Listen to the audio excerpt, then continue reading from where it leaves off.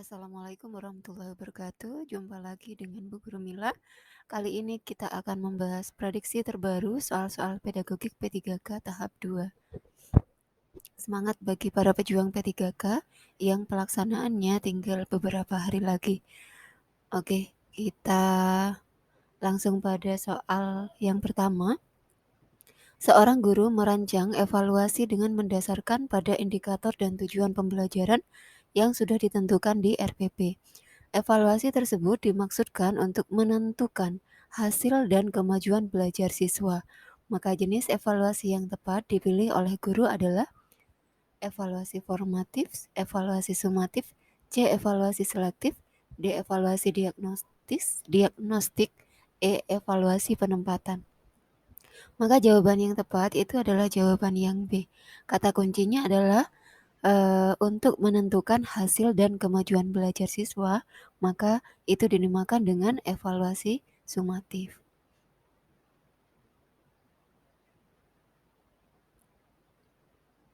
Di sini kita ketahui bahwa jenis evaluasi berdasarkan tujuan itu ada 5, di mana yang kelima itu adalah evaluasi sumatif, yaitu evaluasi yang dilakukan untuk menentukan hasil dan kemajuan belajar siswa.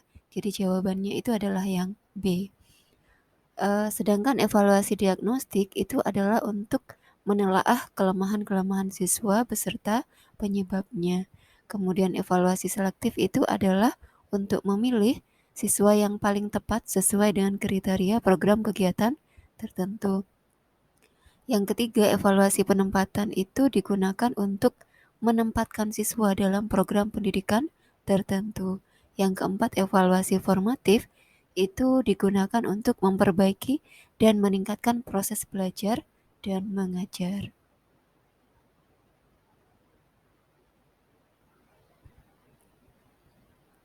Selanjutnya itu ada evaluasi berdasarkan lingkup kegiatan pembelajaran, ada evaluasi program pembelajaran, di mana evaluasi ini mencakup tujuan pembelajaran, isi program pembelajaran, strategi belajar mengajar, aspek-aspek program pembelajaran yang lain.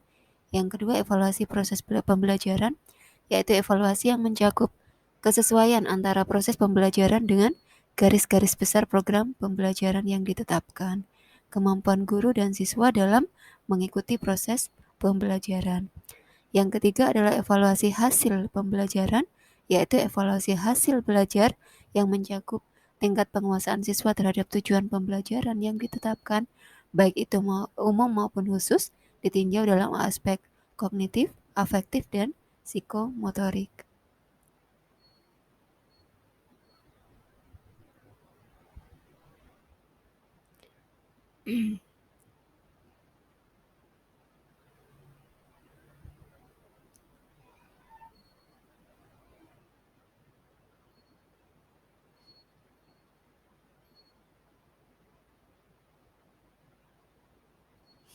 Selanjutnya,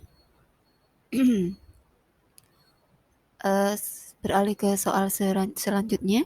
Seorang guru mencari materi dan media dari internet saat menyusun rencana pembelajaran atau RPP. Materi dan media tersebut akan disampaikan pada proses pembelajaran dengan maksud agar siswa tidak mengalami kesulitan memahami pelajaran. Langkah apa yang harus dilakukan oleh seorang guru saat memilih materi pelajaran? Maka jawaban yang tepat itu adalah yang A, yaitu mengidentifikasi aspek-aspek yang terdapat dalam kompetensi inti, kompetensi dasar, dan indikator. Di sini kita perlu mengetahui langkah-langkah dalam memilih materi pelajaran.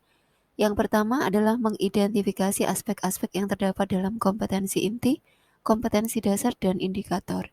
Ini ada di poin A tadi ya. Kemudian mengidentifikasi jenis-jenis materi pelajaran. Yang ketiga, memilih materi pembelajaran yang sesuai atau relevan dengan KD dan indikator pencapaian. Kemudian memilih sumber materi pelajaran. Sementara pilihan B, C, D, dan E, nah di sini menyangkut potensi peserta didik, relevansi dengan karakteristik daerah, dan struktur keilmuan.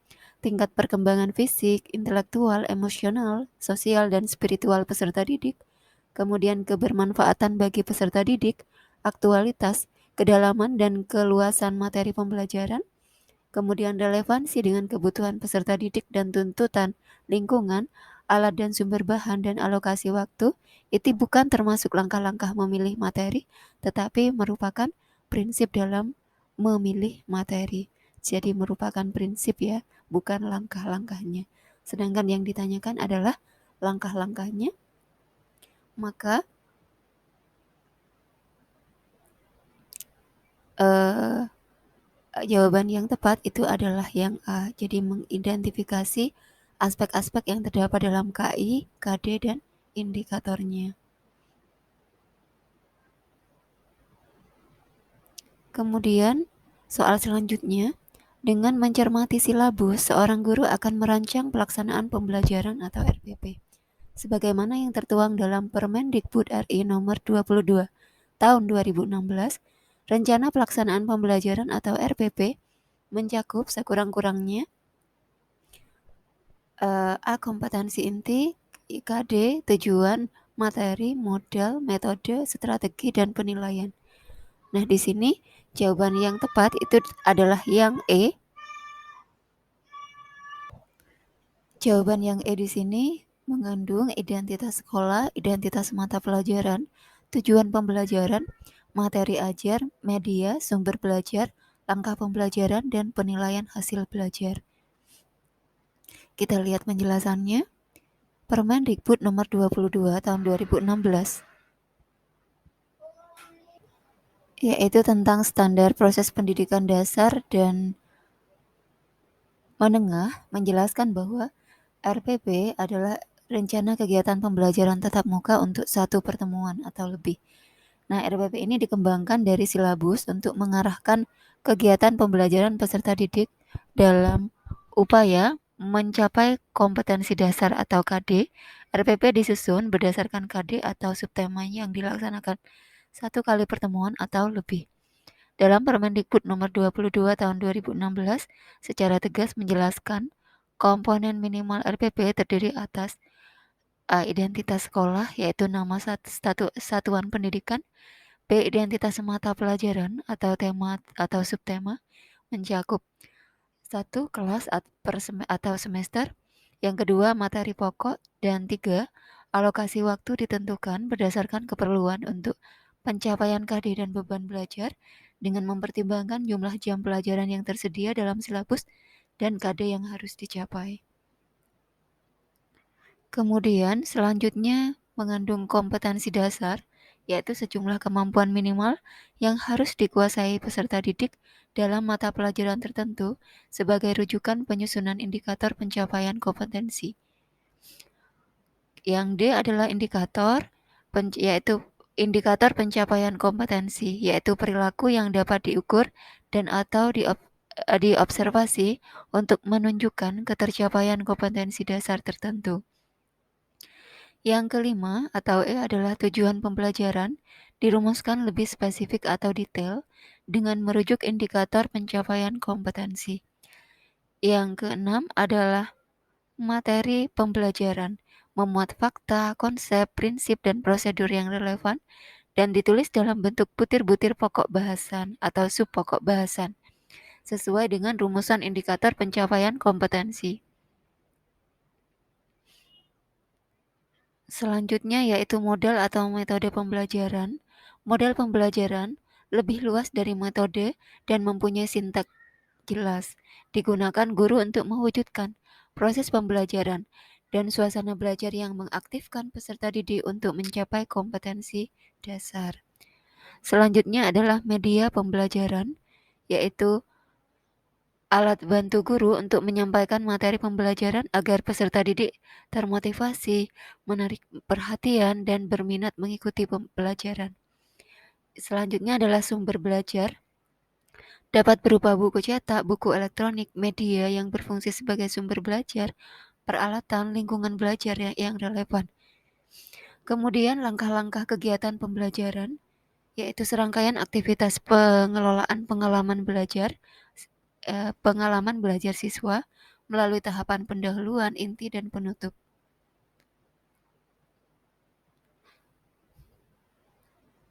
Yang terakhir adalah penilaian, yaitu penilaian proses belajar dan hasil belajar dikembangkan oleh guru, dilakukan dengan prosedur.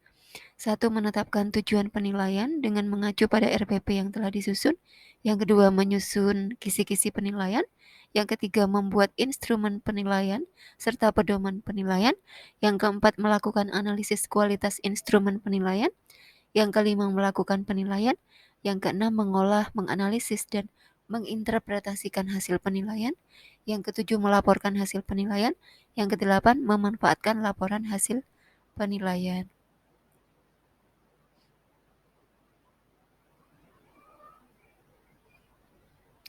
Jadi, cakupan RPP adalah yang yaitu identitas sekolah, identitas mata pelajaran, tujuan pembelajaran, materi ajar, media, sumber belajar, langkah pembelajaran, dan penilaian hasil belajar.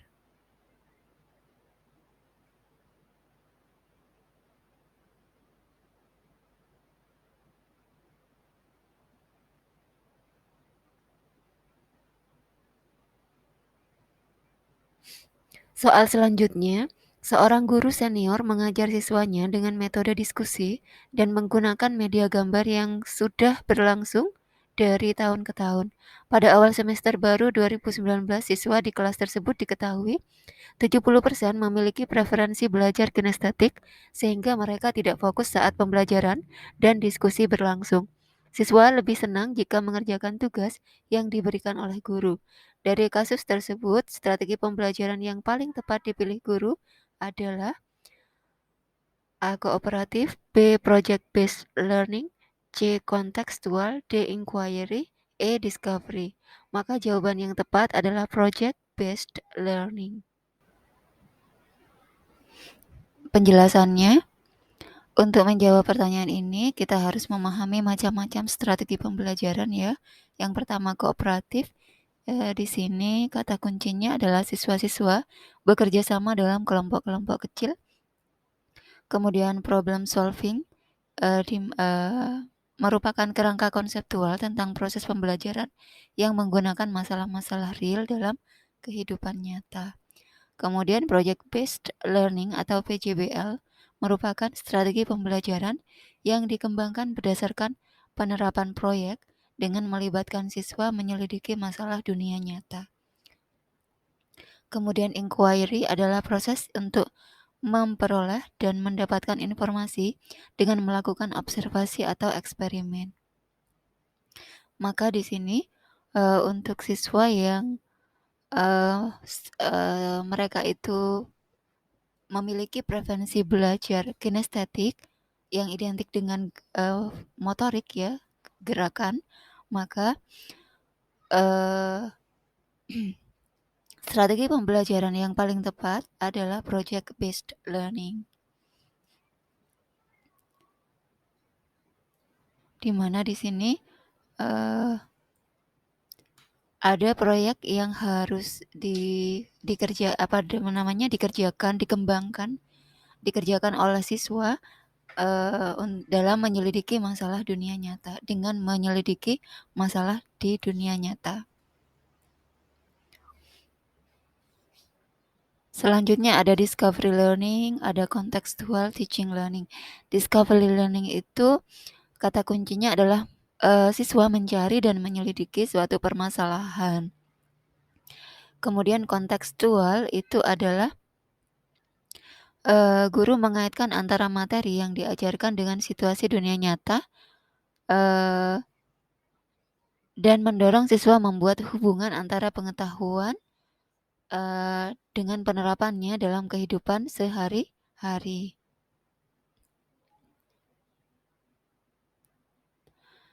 Soal selanjutnya, di sekolah seorang guru menuliskan beberapa aturan seperti dilarang menginjak rumput dan mencoret-coret meja. Hal ini merupakan pembiasaan kepada peserta didik agar berkembang kecerdasan, A. Naturalis, B. Kinestetis, C. Visual spasial, D. Verbal linguistik, E. Logis matematis. Maka jawaban yang tepat adalah yang A, yang naturalis.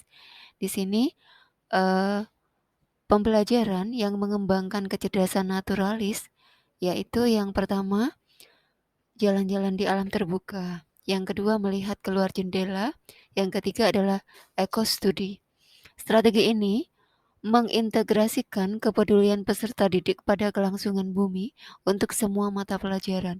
Misalnya, tidak menginjak rumput, tidak membuang sampah sembarangan. Jadi jawaban yang tepat adalah yang A, naturalis.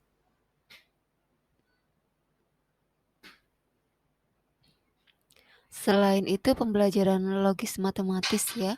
Pembelajaran logis matematis di sekolah dapat dikembangkan melalui beberapa strategi.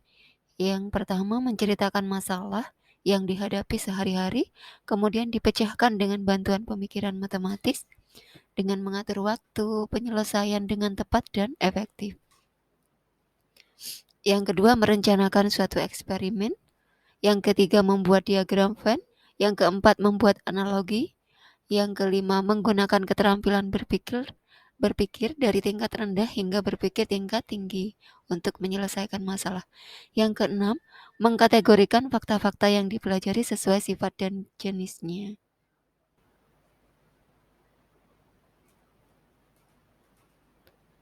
Selanjutnya ada pembelajaran di kelas yang dapat mengaktifkan kecerdasan kinestetik.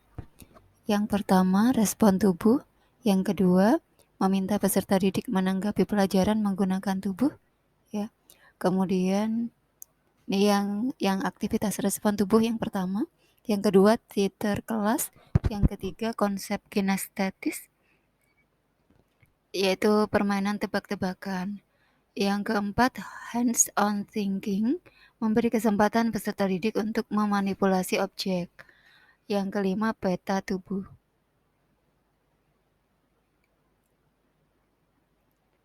Kemudian pembelajaran yang dapat membangkitkan kecerdasan linguistik dalam diri peserta didik, yaitu yang pertama bercerita, yang kedua diskusi, yang ketiga merekam dengan tape recorder, yang keempat menulis jurnal, yang kelima publikasi. Kemudian ada pembelajaran yang dirancang untuk mengaktifkan kecerdasan visual spasial. Yang pertama visualisasi, yaitu dengan menciptakan layar lebar di benak siswa. Guru dapat membimbing dengan memejamkan mata dan membayangkan apa saja yang baru saja mereka pelajari dan diminta untuk menceritakan kembali. Yang kedua, penggunaan warna. Yang ketiga, metafora gambar. Yang keempat, sketsa gagasan. Yang kelima, simbol grafis. Itu tadi ya tentang pembelajaran. Jangan lupa di like, comment, and share, dan subscribe juga channel Bu Guru Mila untuk mendapatkan materi-materi selanjutnya. Terima kasih dan Assalamualaikum warahmatullahi wabarakatuh. Sukses selalu buat pejuang P3K.